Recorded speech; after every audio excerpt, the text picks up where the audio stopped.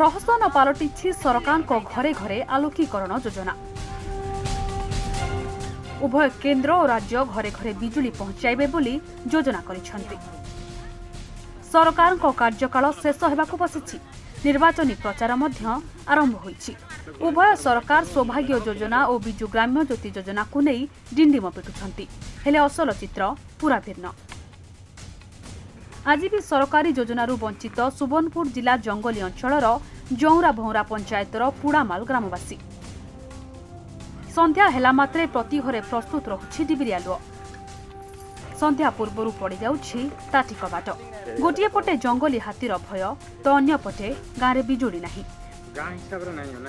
आउ एथिरे सबुठु बेसी प्रभावित हेउछंती गाँर छात्र छात्री। बिजुली आलुओ नथिबारु डिबिरी आलुओ साजिछि पढ़िबार माध्यम।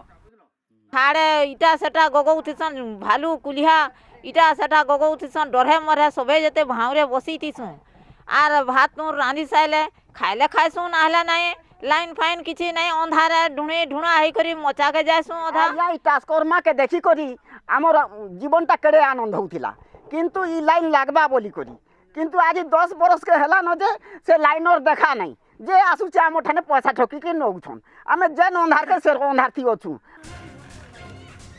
दीर्घ 5 वर्षरू अधिक हेबो एही गाँव बिजुली खुंटी पोती तार टना जाइथिले मध्य विद्युत संजोग होई नाही।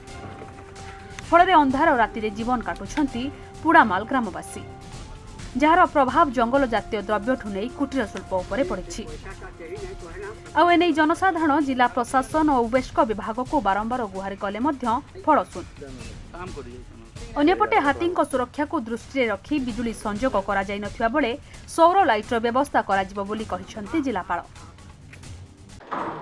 एक्चुअली सेटा भी प्रशासन पाखरे खबर जहाँ अच्छी हाथी भी आसुचंदी सेटिकी जेहेतु हाथी आसुचंदी एवं तार टाणिया फल केतेटा अपलैंड अच्छी जोटार भी हाथींकर काजुआलिटी हबार भी संभावना रही से निमते सेठी सोलार पावर आम जोगेदेवाई चेष्टा करछु एवं से अकॉर्डिंगली आम प्लानिंग करछु सोलार लाइट देवा निमते।